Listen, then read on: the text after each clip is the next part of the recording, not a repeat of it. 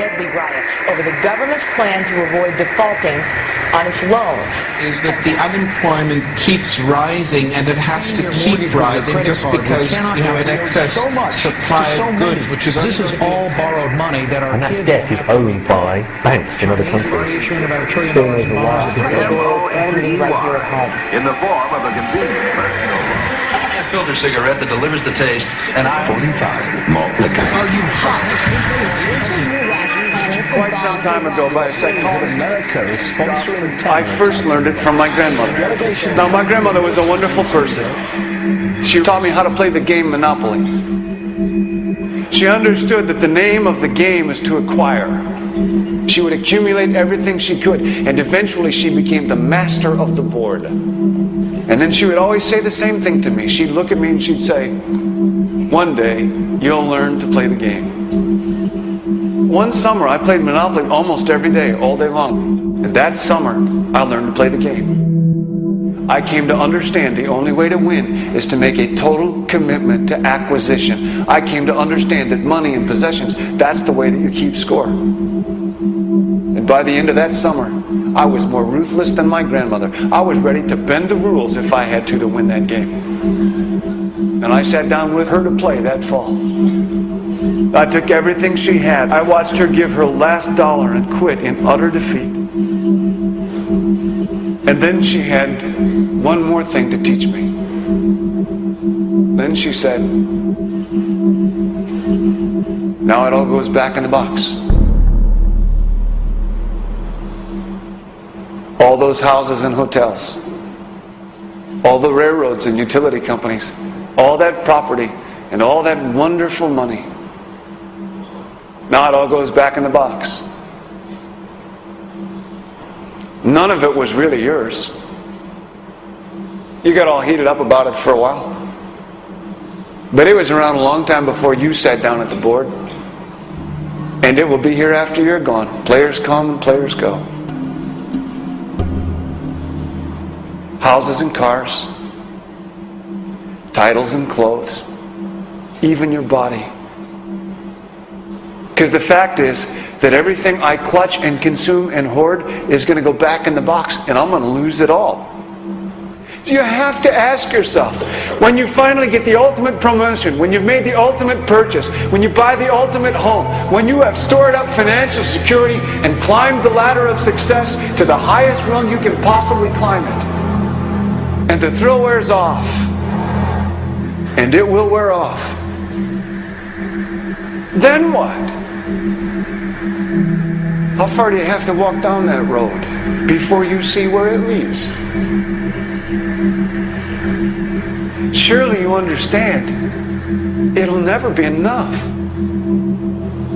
So you have to ask yourself the question, what matters?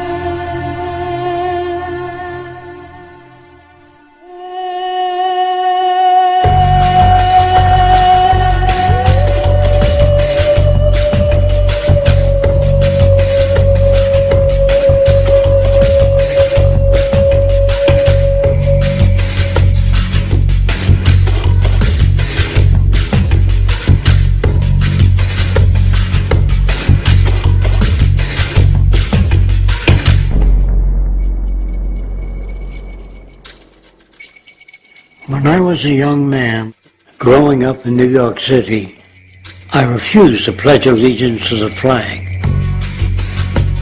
Of course, I was sent to the principal's office, and he asked me, "Why don't you want to pledge allegiance? Everybody does." I said, "Everybody once believed the earth was flat, but that doesn't make it so." I explained that America owed everything it has to other cultures and other nations, and that I would rather pledge allegiance to the earth and everyone on it. Needless to say, it wasn't long before I left school entirely, and I set up a lab in my bedroom.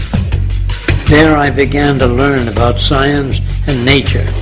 I realized then that the universe is governed by laws, and that the human being, along with society itself, was not exempt from these laws. Then came the crash of 1929, which began what we now call the Great Depression. I found it difficult to understand why millions were out of work, homeless, starving, while all the factories were sitting there. The resources were unchanged. It was then that I realized that the rules of the economic game were inherently invalid. Shortly after came World War II, where various nations took turns systematically destroying each other. I later calculated that all the destruction and wasted resources spent on that war could have easily provided for every human need on the planet. Since that time, I have watched humanity set the stage for its own extinction. I have watched as the precious finite resources are perpetually wasted and destroyed in the name of profit and free markets. I have watched the social values of society be reduced into a base artificiality of materialism and mindless consumption. And I have watched as the monetary powers control the political structure of supposedly free societies. I'm 94 years old now, and I'm afraid my disposition is the same as it was 75 years ago. This shit's got to go.